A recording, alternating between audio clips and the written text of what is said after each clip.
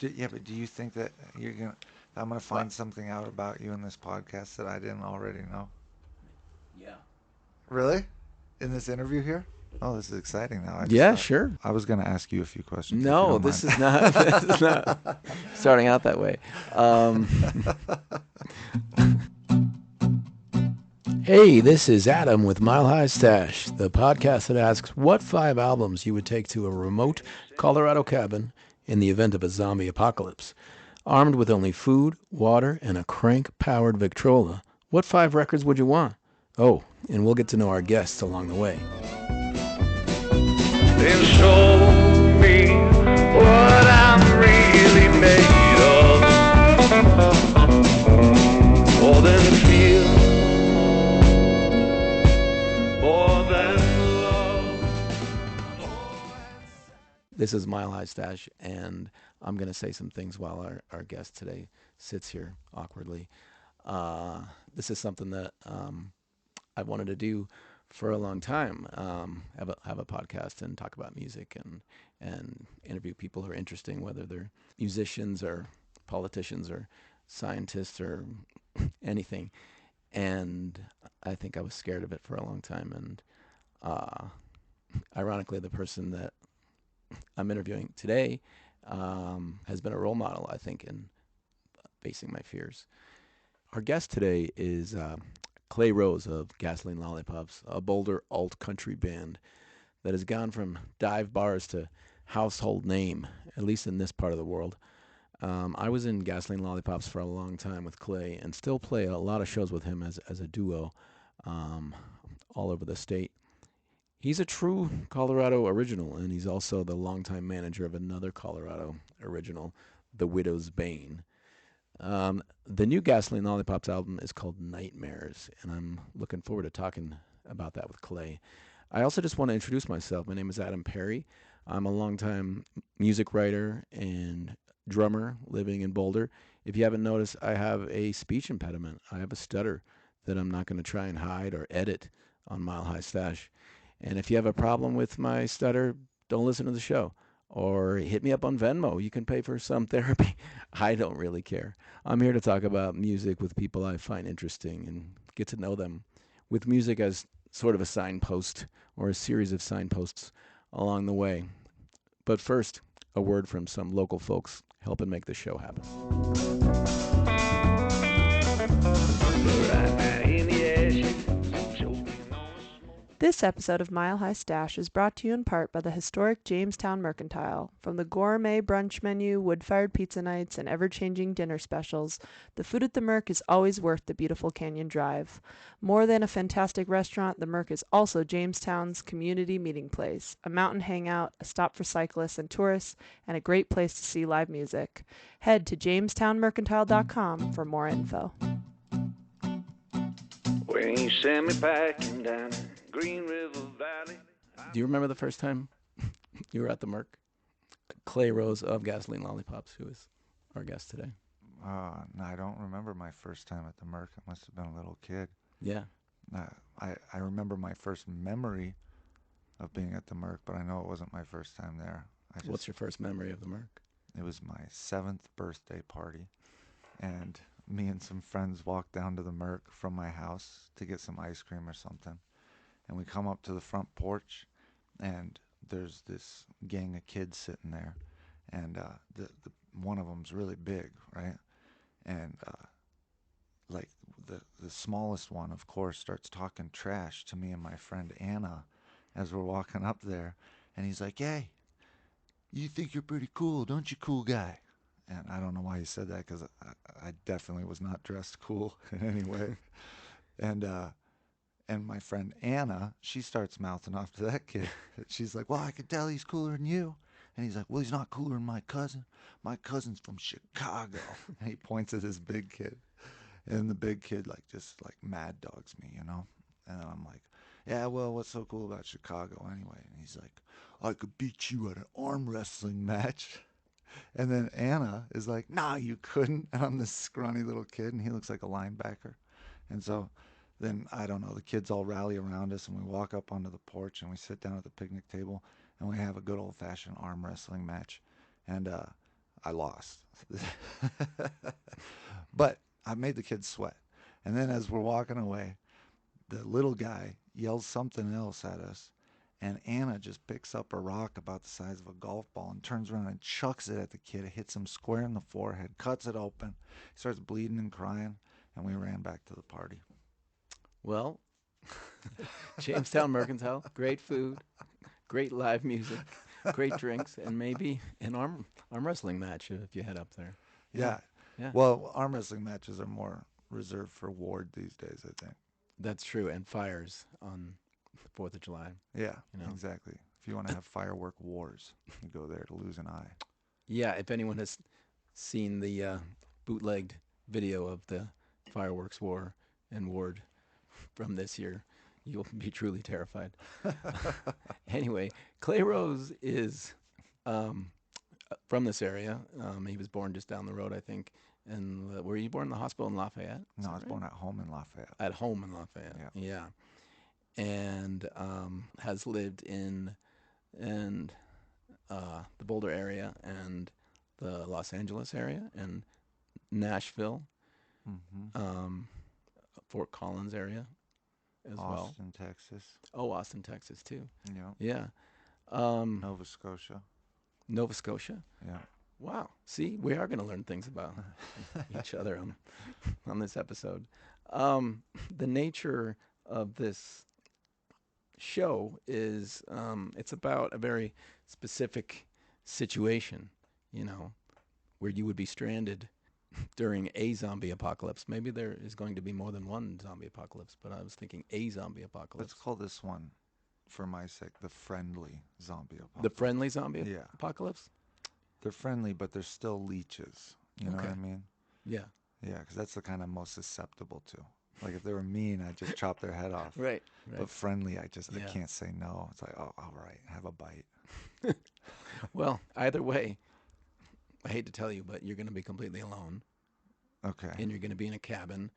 And I think you can picture somewhere in Colorado, in the mountains, extremely isolated in a cabin. There's water and there's... We don't even need the zombies. That's already my worst nightmare. Right. So there's food and water, and there is a crank-powered Victrola. No Netflix, though? No Netflix, absolutely not. And you could bring 5 vinyl records. Oh, my God. What's your first choice? Well, see, when I was thinking about this question, I was thinking there's 2 different ways to answer this question. One is as a music listener, and one is as a music maker, right? Like, I myself am a songwriter, so there's that relationship with music. But I myself am also just a music lover, so there's that relationship, and they're not the same records. You only get 5, though. So whether or not the way I was same, answering it in my head was as a writer, and that's because while I enjoy a lot of records, as a writer, there's certain records that are a part of me, and there's plenty of records that I like more than those, but none of those records are a part of me. You know what I mean? Mm-hmm. So I'm going with the records that are a part of me. So there's lots of records that I like more than these 5.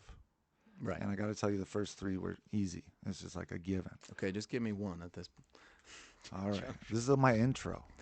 It's important. I got to set the stage.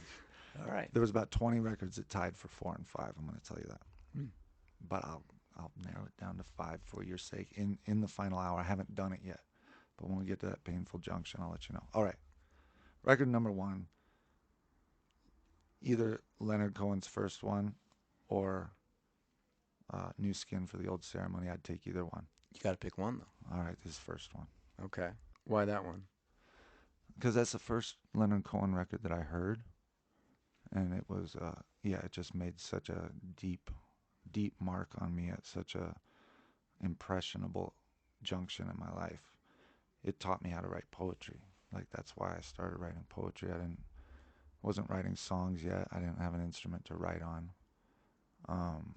But I wrote poetry with the feeling of Leonard Cohen in my mind. And I've told you this story before, but I found this tape, and it was unlabeled at the back of a closet in my mom's house. And so I had no idea who I was listening to. So to me, that experience, especially, I was like 12 or 13 and really, really depressed and borderline suicidal, very, very crazy, living out in the sticks in Tennessee at my mom's house. And um, it writing poetry that summer saved my life, and that record saved my life. You've described Leonard Cohen as your guru, kind of. Yeah, he is. He's very much a father figure Yeah. to me. And like the first time I saw him at Red Rocks, it was like I describe it like I've seen devout Catholics in the presence of the Pope, and they just break down crying, like they're Mhm. having this spiritual experience. Or I've seen Tibetan refugees who've crossed the Himalayas into Dharamsala, and they see the Dalai Lama for the first time. And it's not that intense, but Mm. it was on the spectrum of that experience when I saw him at Red Rocks, because I just started weeping. Was it And Suzanne? Did he open with Suzanne? it was Suzanne. Yeah. It was either Suzanne or Sisters of Mercy, but it was one of the songs off of his first record. Yeah. And it just to have, like, no, I can't describe it to anybody what it feels like to have a lifeline thrown to you at the bottom of depression, where there's like nothing else but the stepping off point, and like a rope comes down right at that second, and that record was that rope for me. And I started writing, and so to see that man in the flesh, and to see that this is a human being, actually, this is a real thing that spoke to me, because especially that whole summer, until I finally played it for my dad, and he was like, "Oh, this is my old tape. This is Leonard Cohen." Until that moment, I was the only person that knew these songs. I'm the only one that had Right. ever I know heard that, exactly what that's like, like. Yeah. yeah, like Yeah. there was like nobody else had ever heard this music. and Right. and my friends at that age, 12, 13, right? So I go to play it for my friends, like, "You got to hear it." And obviously it's like they're listening to whatever, Fresh Prince of Bel-Air, you know New what I Kids on the mean? Block, maybe. Yeah, exactly. Mm. And they're like, "What is this garbage?" So nobody got it. Mm. And I just felt like I was the only one in the world that got it. And I felt like he was the only one in the world that got me. Yeah. Yeah. Yeah. That was the rise and fall of Ziggy Stardust, the Spiders from Mars, Yeah, for me, nice. which my brother got accidentally because he was a member of Columbia House or something, and he literally threw it on my bed, and he said, "I don't know what this is. It looks stupid or something." And he gave it to me, and I was 14, and it just completely changed my life. Like, not only did I have that experience where it felt like no one else knew about this, but it was a gateway drug to Yeah, so many other things. for sure. So today is the 5-year anniversary of a show that we played at the High Dive in Denver, and I'll never forget that. Not just that night, but that week, Donald Trump was elected, and I think one day later, we had a headlining show at the High Dive, which at the time was a really big deal for us, like a stepping stone of some kind. And Leonard Cohen died that day, Yeah. and it was like physical. It's the end of the world. Yeah, and I Yeah. remember feeling a sense of like physical sadness that night. There were a lot of people there, and it felt like we were playing at a funeral. You It know? was so weird because I had my son Cohen Yeah. in the car with me when we were driving, and they announced that Leonard Cohen had died on the radio. And Cohen in the back seat, he just heard his name. He's like, "They just said my name," Right. and I just started weeping. Jesus. Yeah. Yeah. So this experience of being stranded without your family or friends and not knowing if it's the end of the world, uh, it also kind of reminded me of the song "Love Is Free" because in that song you're stranded as well. Yeah. You know. Um, I mean, uh, I've kind of felt stranded ever since I found that Leonard Cohen. I mean, before I found that Leonard Cohen record, I feel less stranded now that I've found music yeah. and my people in music. But yeah, I don't. That feeling of stranded never really went away. Hmm. I wanted to ask you. You said the other day that The Fountain is your favorite movie, and I wanted to ask about when you were a kid. Like, when was the first time that you were such a romantic? Huh. The first time I remember feeling romantic, I think was probably, it was like around when I was 5 years old. And my dad took me to the theater to see Lady Hawk. What's Lady Hawk? It's a '80s movie with Michelle Pfeiffer and Matthew Broderick, Mm. and it takes place in medieval times. And Michelle Pfeiffer and what's his name? The dude from Blade Runner that played the main cyborg that he was hunting. Remember that? Oh, Rutger Hauer. Yeah, Rutger Yeah. Hauer. So Rutger Hauer and Michelle Pfeiffer, and they got this spell cast on them that makes Michelle Pfeiffer's character turn into a red-tailed hawk by day, and Rutger Hauer turns into a wolf at night. And so they never get to be human at the same time, but they're always together. Like the hawk is his hawk, and the wolf keeps her safe at night, right? And there's this one scene where she gets shot with an arrow in the wing, and and it's really cold, and he's out on this like desert plain, and he digs a hole for them to sleep in and get out of the wind. And in the morning, the sun comes up, but because they're down in this hole, the sunlight hasn't hit them yet. And there's this one moment where they're both human, and they haven't seen each other in human form, like as human, for decades, right? And she reaches out her hand, and he reaches out his hand, and just as they're about to touch, she turns into a hawk. Hmm. And the feeling that that scene gave me was so deeply intense, and like it was a feeling that I recognized, and I don't know how I could have recognized that feeling as a 5-year-old kid, right? But I recognized it, like I knew it. And I guess that was the first time I remember feeling romantic. The younger you are, I think, the more capable you are of understanding, stuff like that without LSD, Yeah. basically. Well, your heart's open, yeah. Yeah. It's before we put on the armor. Second choice, Second choice, Bob Dylan, the Freewheelin'. Freewheelin'. Yeah. Why that one? Um, Again, just because it was one of the first ones of his that I heard, but I was even younger than I was when I found Leonard Cohen. I was probably 6 or 7 years old when I started hearing those songs. And I just remember, yeah, a lot of those songs, the way that my pop thought about those songs and what they meant to him, they were his anthems, and like he based his life on those songs and sort of the teachings in those songs. And so he presented it to me like dharma, like Yeah. it was equal, like with the teachings of the Buddha. Like the Buddha is like interpersonal. It's about going deep within yourself to find your connection to the universe. But these songs are the teachings of how to relate in society. Like this is how a society should operate, and these are the values and the ideals of a Yeah. society. And so it was sort of yeah, I don't know, a roadmap to dealing with the world at large, politically or otherwise. Well, that album has some really wise, important lessons on it, from relationships to politics to um, a lot of different things. And that immediately made me think of the cover of Masters of War that you did recently that was really powerful. Is that a song that hit you when you were that young? Oh yeah, yeah. That was and Pop was, a conscientious objector to the Vietnam War. He burned his draft card, and he was like, he actually was going to go to jail for it. So then he was finally like, okay, I'll go into the military, because they were going to send him to jail for a long time. But then when he got to the military, they saw all the felonies on his record, and they Yeah. were like, we don't want you. So he got to go home. You've told me so many stories about your dad that I definitely want to have him on the show. Oh yeah, he's a colorful character. I don't know, he might not want everything talked about on the show, but You never know. Yeah. I feel like he's getting more and more open. Yeah. But I also think that as he gets older, he's thinking more and more about what impact his stories have on Yeah. people, Yeah. because I think he saw the impact they had on me. One of the best things I've heard you say about him is that when he picked you up from school, you didn't know whether he'd pick you up in a limousine or a dump truck. Yeah. That's incredible.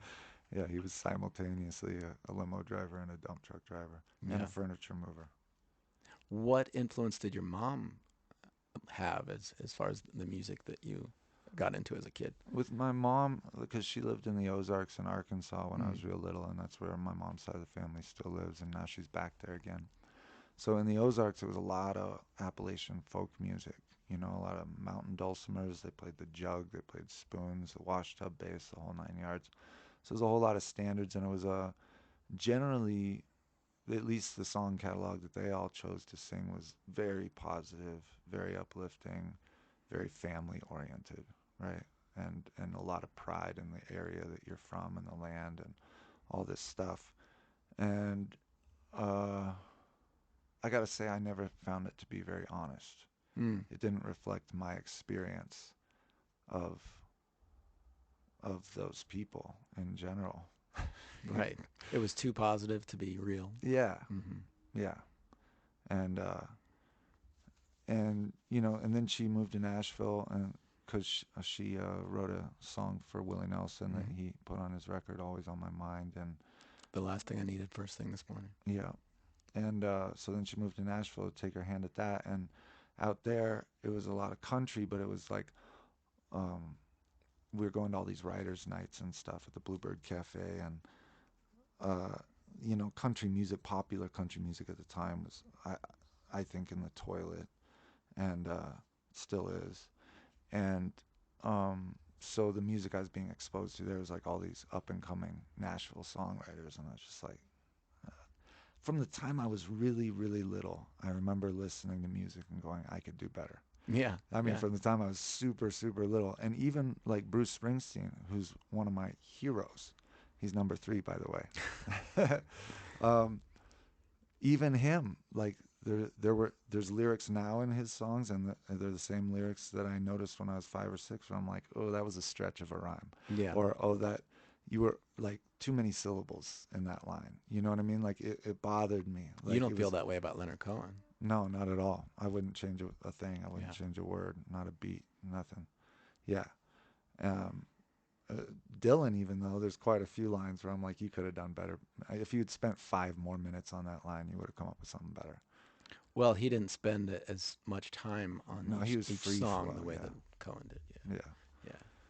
So number 3 is which Bruce Born in Springsteen? the USA. Born in the USA? Yeah, it's not my favorite by a long shot, but it's the one that's the most a part of me, and so I couldn't do without it, because still I still listen to that record probably 3 or 4 times a year, you know, like, and I fucking rock to it. Like, Yeah. just yesterday I was dancing in the kitchen with Seraphine to Darlington County. Hmm. It's just, man, it's infectious. I love it. It's really a part of me. That 80s snare drum that sounds like a firecracker. Yeah, well, a firecracker in a tunnel. It's like, Yeah. yeah. The thing about that album is that I remember it being out when I was 5 or so in Pittsburgh, and it was just in every bit of advertising. And they decided that, you know, the genius behind the marketing of the album was they would treat it as a new album for like 3 years, like the new album from Bruce Springsteen. And so by the time I was 7, I was just like, I never want to hear any of Yeah. this ever again for the rest of my life. Yeah. Um, I remember hearing it when I was 4 years old. I remember hearing Dancing in the Dark, and like I could not sit still. It got into me like so deep, like I just had to rock, yeah. and it was awesome. I loved it. And then Pop got the album, and you know, he's a truck driver, so then it became one of like 24. He had a 24 tape case holder, and that was one of the 24, and it was in heavy rotation that summer, man. Like 4, 5, 6 years old. Those 3 years right there, it was just like. And at the same time, Paul Simon came out with Graceland right around the same time. Graceland was amazing. And Nebraska, we listened to Nebraska by Bruce Springsteen a lot too. And I love that record. But if I had to choose between the two for the rest of my life, I'd want to rock out. Nebraska is a gateway for people who feel like me, at a certain age, uh, maybe you should give Bruce Springsteen a chance. And you've always thought, like, I could never, you know, you consider him like, you know, Jimmy Buffett.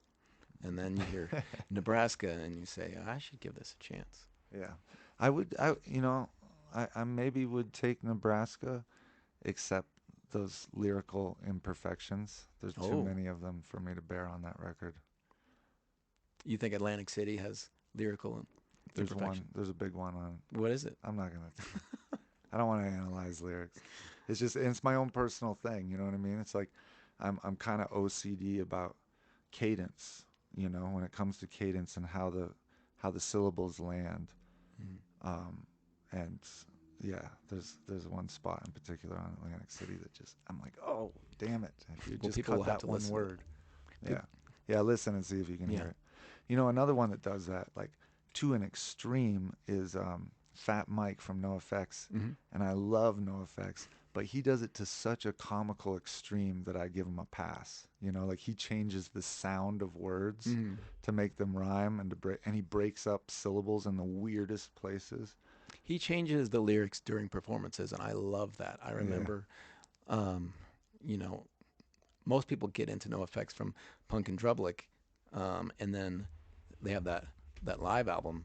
I heard They Suck Live, which I think is so underrated. It's one of the greatest live albums ever, yeah, I love that and the record. banter is better than the songs. Yeah, But I remember hearing that when it came out. That's how old I am, and just hearing him make up lyrics that were better than what was on the album yeah. on stage. The very first NoFX song I ever heard was "Don't Call Me White" from the Yeah. live album.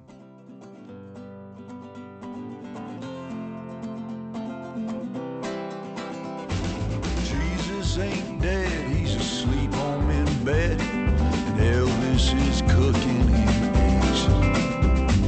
Hendrix and Joplin went out to go shopping, they'll be home before noon with the digs. Yes, and all This episode of Mile High Stash is brought to you in part by Rising Tide Tattoo Emporium, Boulder's premier tattoo shop.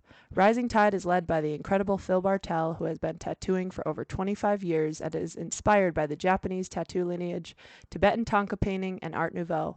Book an appointment at Rising Tide with Phil or another of the shop's amazing artists who work closely with each client to make sure every piece is unique and true to their vision.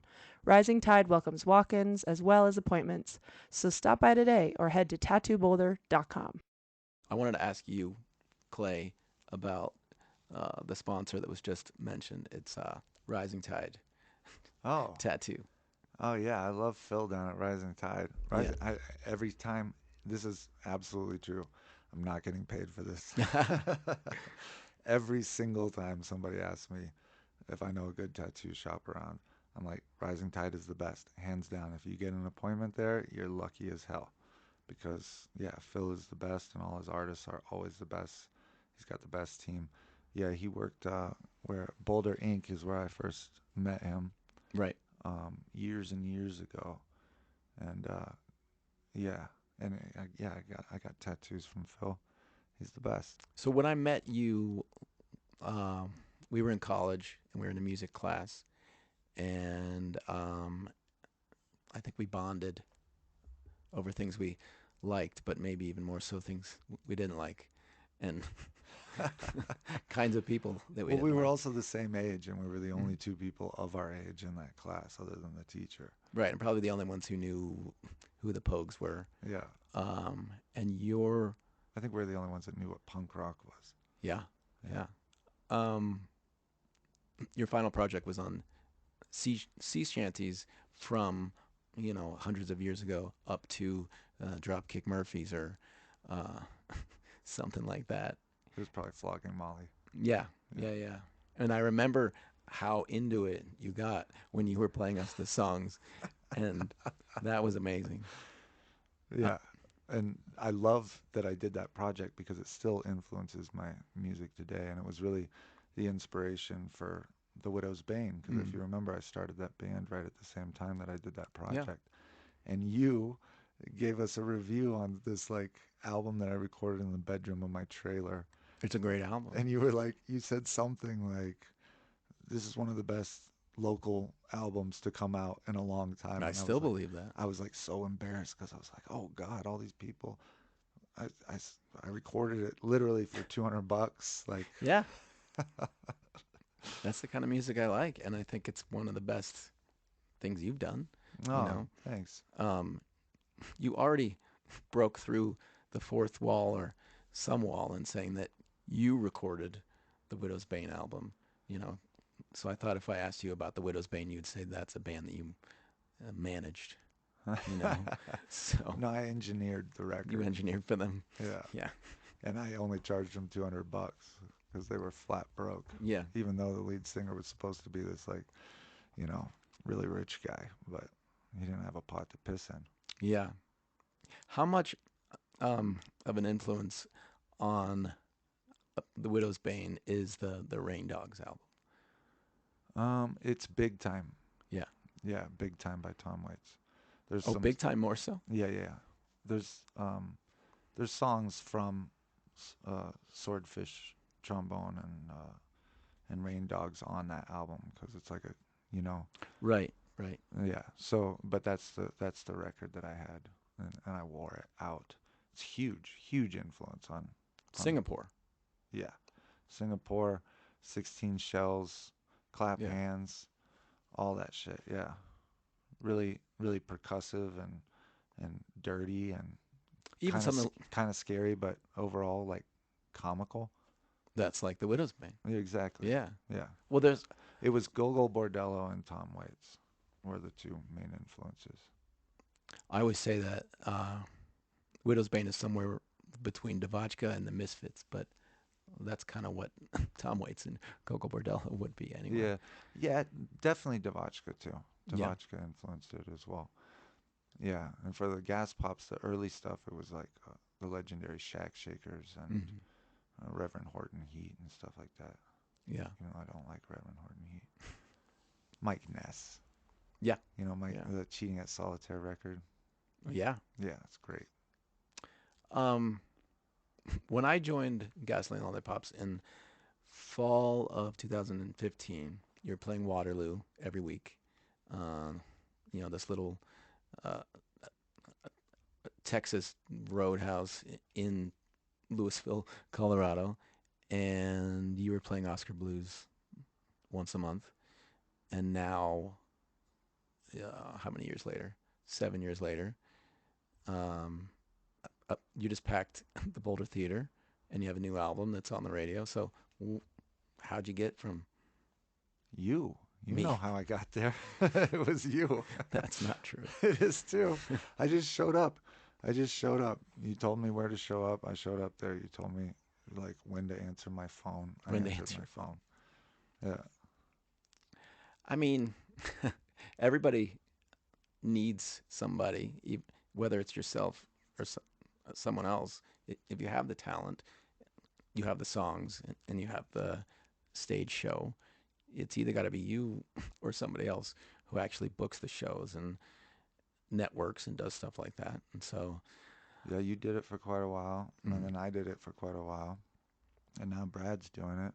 Yeah. But you know, I think getting over that hump, that first hump, is the hardest part.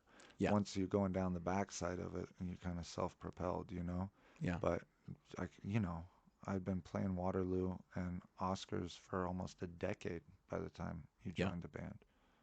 So This new album is great, and one of the things that I really like about it is that it's a little weird. It's got It's some weird. engineering on it, you know, that's out of the box. And how do you feel about this album? I like it. Yeah. You know, there was two different mixes, and the Octave Records mix is super dry.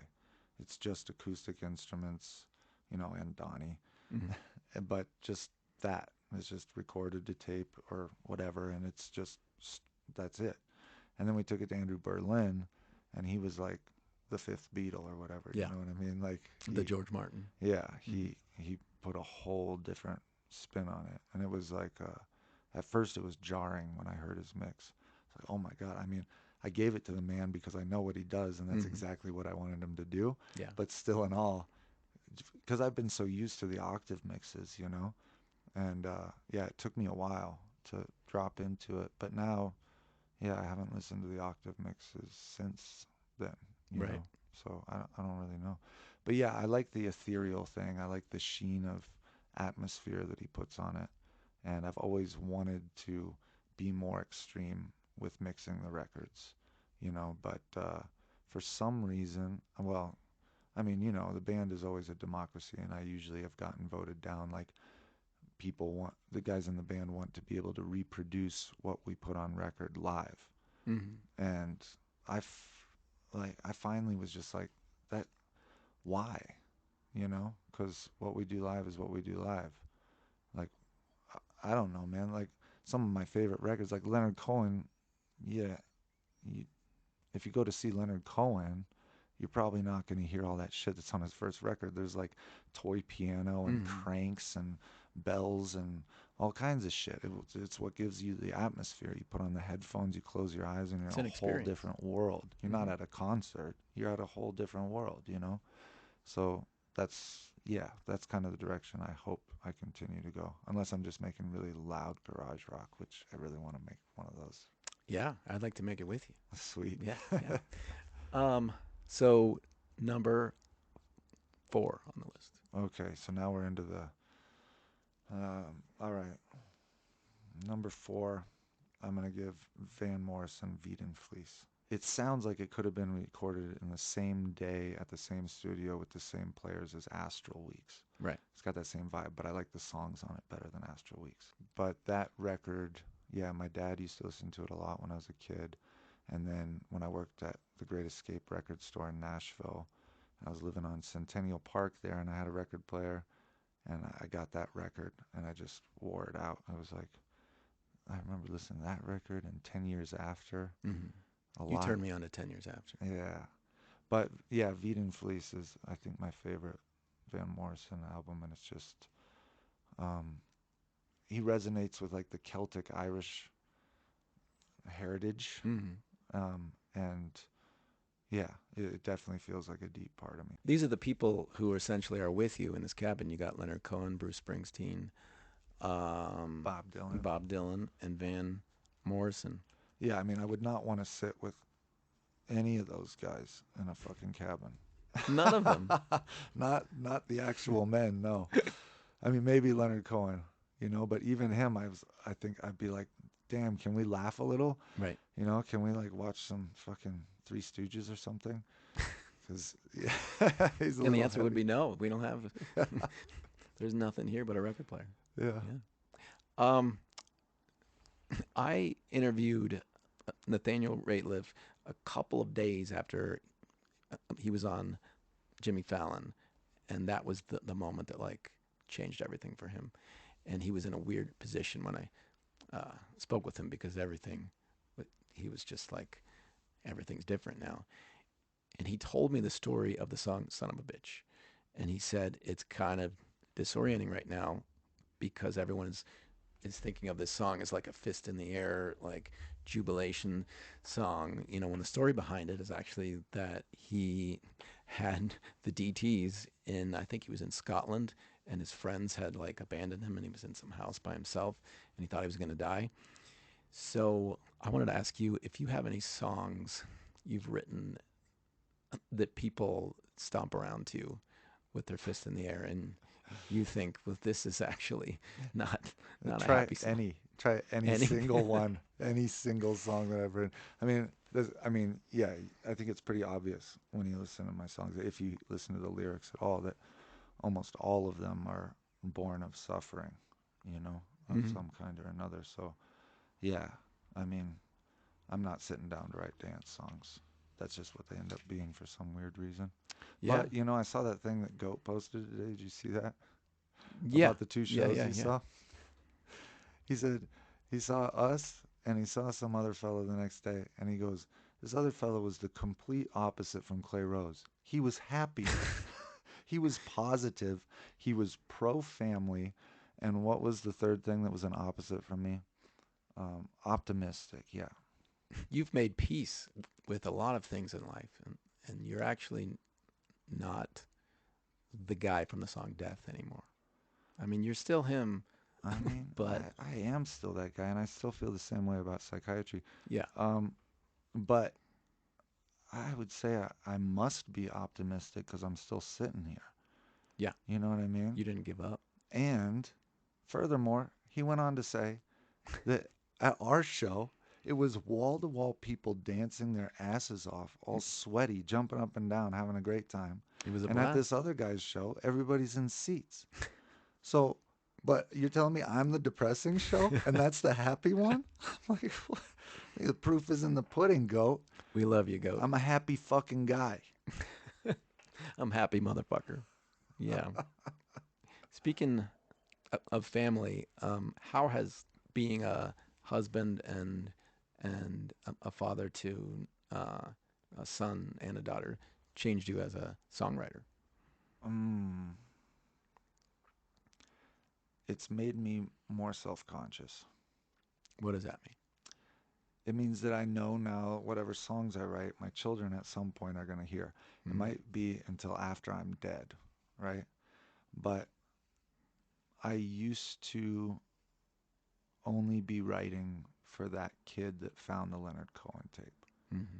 That was like who I was writing for. That's why I was writing as deeply as I was writing and saying the things I was, because if that kid is experiencing those things and no one else around them is, I want them to be able to find my tape at the right time, you know? Yeah. And now it's my kids, and it's a little bit different. Yeah. I'm not so detached. I'm not so calloused in the way that I say things. You know, like, I'm not so reckless. Like, yeah, let's go break shit. Let's go break shit. Let's go get as fucking close to the edge as we can without dying, right? Because I needed to do that, but I don't want my kids to do that. You know what I mean? Even though I needed to, I just don't want them to need to do that. I want to give them an alternative to that. And until I had kids of my own, I thought because it was okay for me, it was okay for any kid. And now I'm seeing that it's not. Do you think they'll get into rock and roll? Seraphine's already into rock and roll. Yeah. She loves it. And Cohen prefers country. I mean the rock and roll lifestyle. You Oh, know, the rock and roll lifestyle. I mean, I playing don't rock know. and roll. I don't know. I think Cohen has a healthy enough distrust of authority that could maybe make him prone to the rock and roll lifestyle. And I think Seraphine's got a propensity for jumping around, getting crazy, and breaking shit. So yeah, they both might drift into it. Yeah. Tell me a little bit about this songwriting showcase that you're doing at the Roots Music Project in Boulder. So yeah, the Roots is that nonprofit that's here in Boulder, and they got a small venue. It's intimate, and they're letting artists do what they want to do there. And I heard about it, so I asked if I could do a monthly songwriter showcase for local songwriters, and Dave, the proprietor, was down. So that's what I'm doing. The idea behind it is that without other small venues in Boulder, it's impossible for local songwriters to get into the scene because there isn't a scene here. But now with Roots, there's a possibility of a scene. Mm-hmm. So, I mean, there's the Merc, but if you're new and you're just starting out, you're only going to bring the people who go to the Merc, which is great and that's awesome. But you go to even Gold Hill Inn and it's not going to translate much. Mm-hmm. Um, so yeah, Boulder needed a place for this, and I've just over the last 20 years gotten to know so many amazing songwriters in the area, and I don't see them gigging, and it's disturbing to me. And so I want to bring um, the audience that I've accumulated over the last 7 years or whatever, 10 years, and expose them to these other people that maybe they haven't seen or heard before. It's so exciting and so necessary.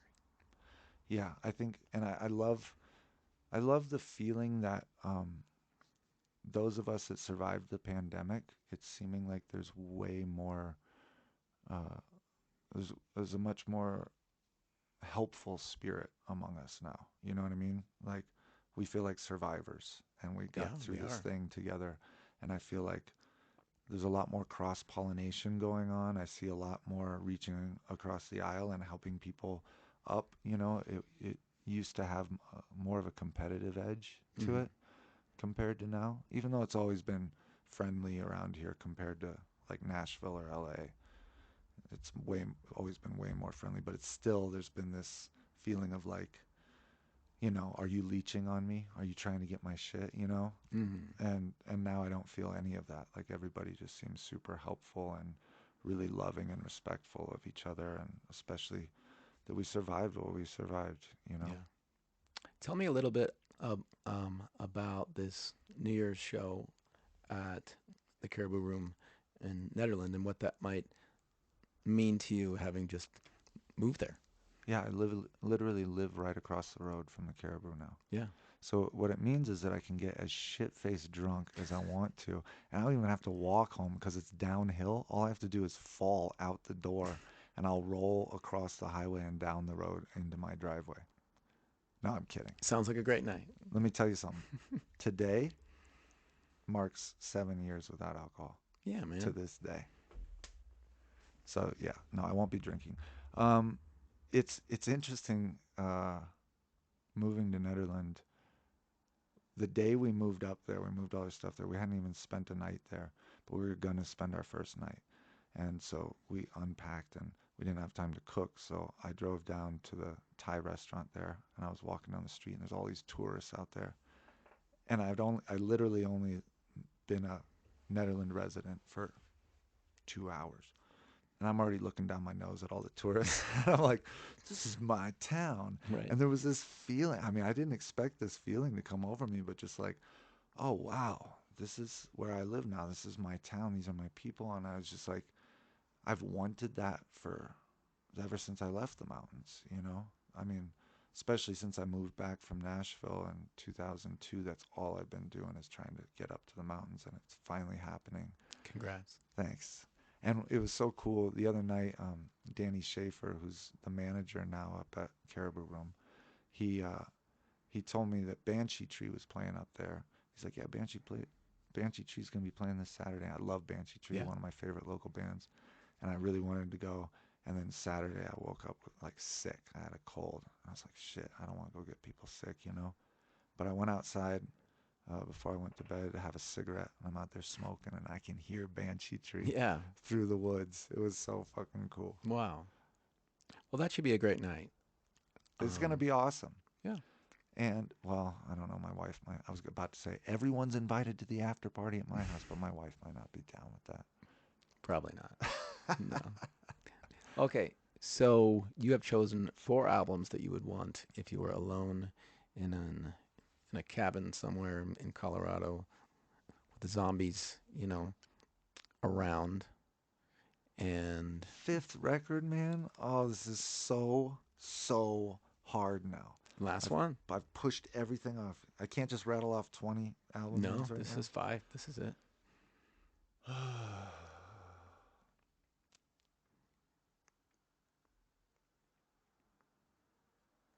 Can it be a best of? Sure, it's a record. Okay. Yeah. Counts as a record. All right, then I'm gonna have to say best of Otis Redding, Why? because he's my favorite voice of all time. He's got so much soul, and his cadence is impeccable. Yeah. Impeccable. Like he works in microseconds. You know what I mean? Like where he lets the lyric land is just right behind where everyone else lets the lyric land, and it's in this sweet spot He stops time. that we just don't know about. Well, a sweet spot that I think I know about now is when an episode of Mile High Stash has concluded. That was a lot of fun, and I learned a bunch of things about Clay I didn't know. The new Gasoline Lollipops album, Nightmares, is out now, and they are playing at the Caribou Room on New Year's Eve in Netherlands, which is just outside of Boulder. Thanks for listening, and I'm excited to do this often. And if you want to get in touch, milehighstash@gmail.com, or just check us out at milehighstash.com.